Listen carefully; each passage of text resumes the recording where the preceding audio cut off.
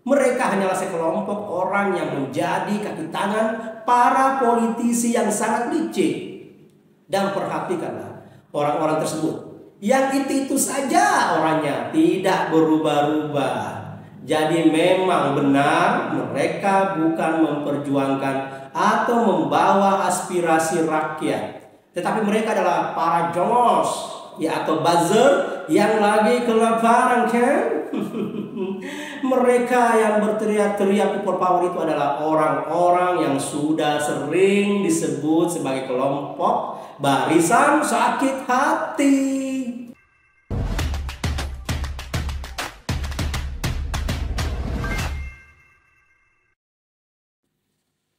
Halo,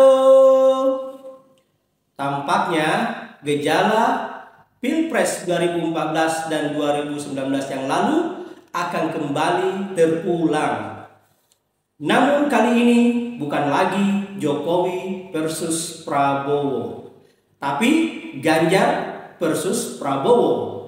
Sehingga akan terjadi lagi pertarungan model cebong versus kampret.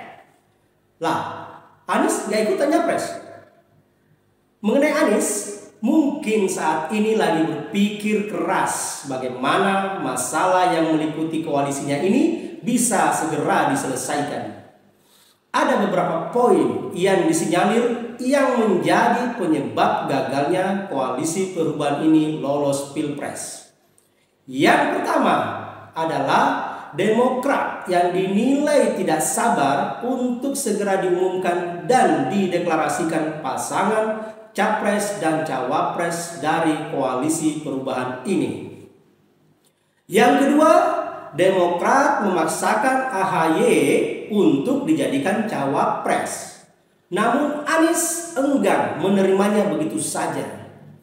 Dan diisukan juga bahwa pihak AHY memaksa dijadikannya cawapres tapi tidak ingin duitnya keluar. Jelas saja bahwa kegiatan ini akan menguras banyak logistik, maka duit memegang peranan yang sangat penting.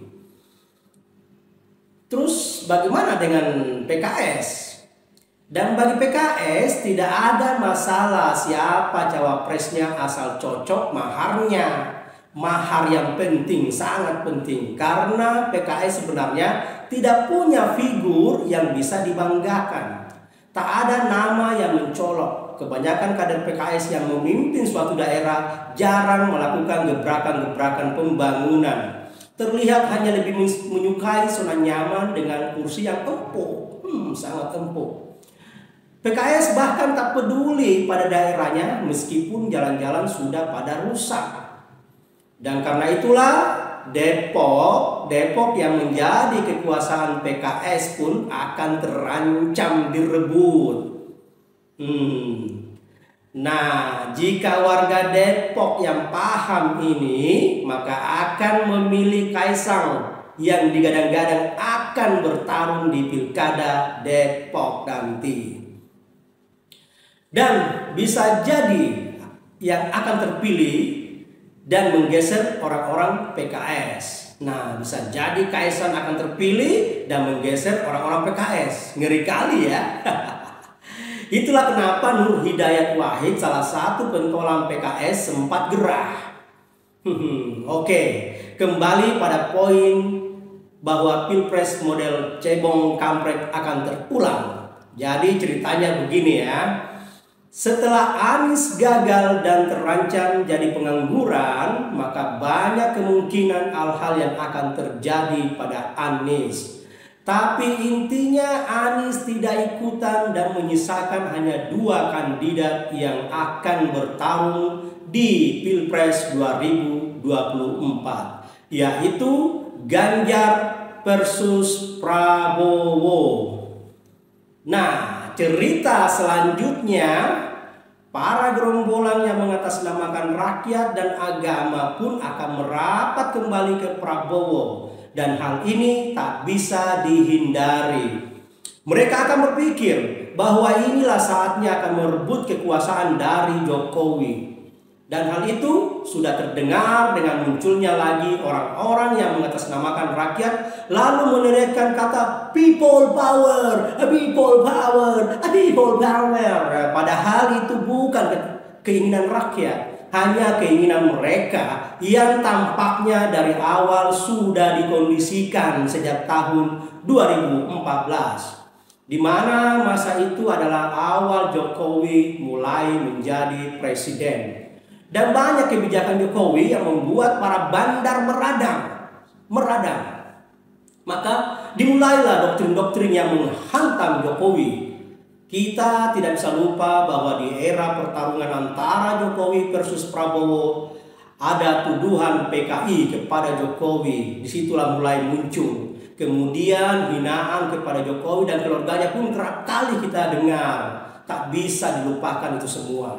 Dan Prabowo hanya diam saja dan bahkan ikut mendukung kan.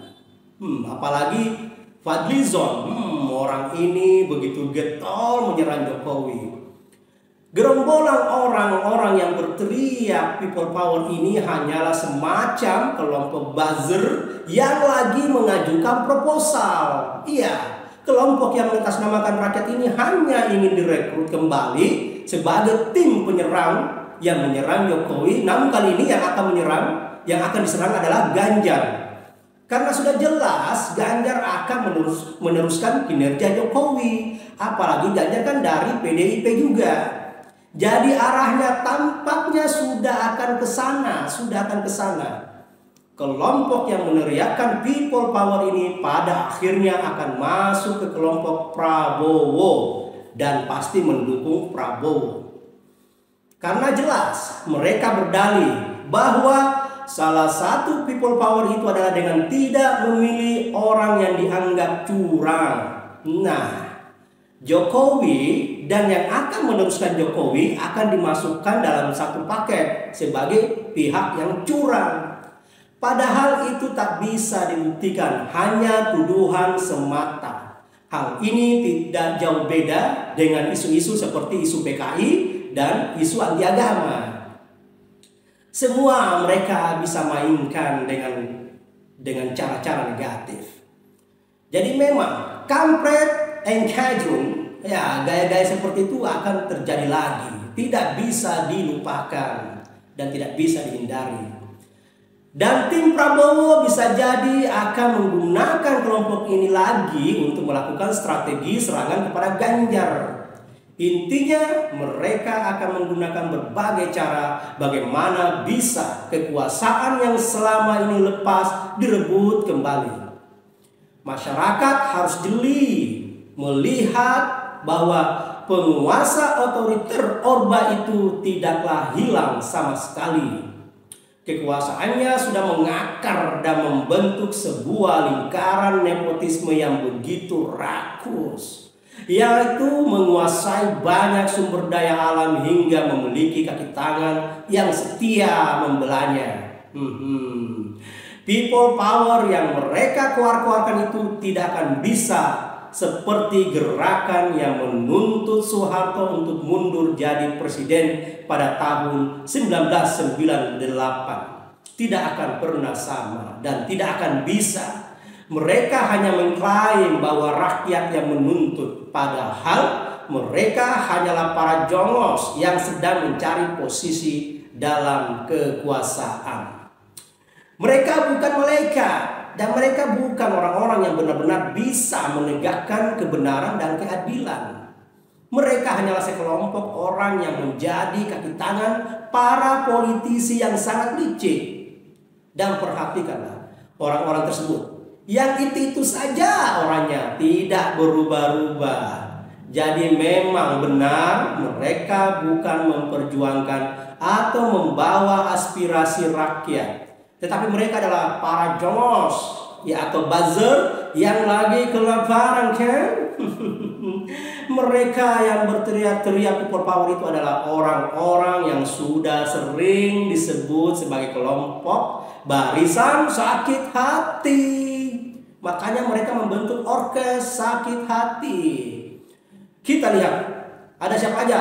Ada Mbah Amin Rais, Muhammad Taufik, Egi Sujana, Syukri Fadli, Syahganda Nainggolang, Rizal Fadilah, Ahmad Khosinuddin, Muslin Arbi, Edi Mulyadi, Andri Kurniawan, Sutoyo Abdi, Syafril dan lainnya. Jadi mereka itu aja orangnya.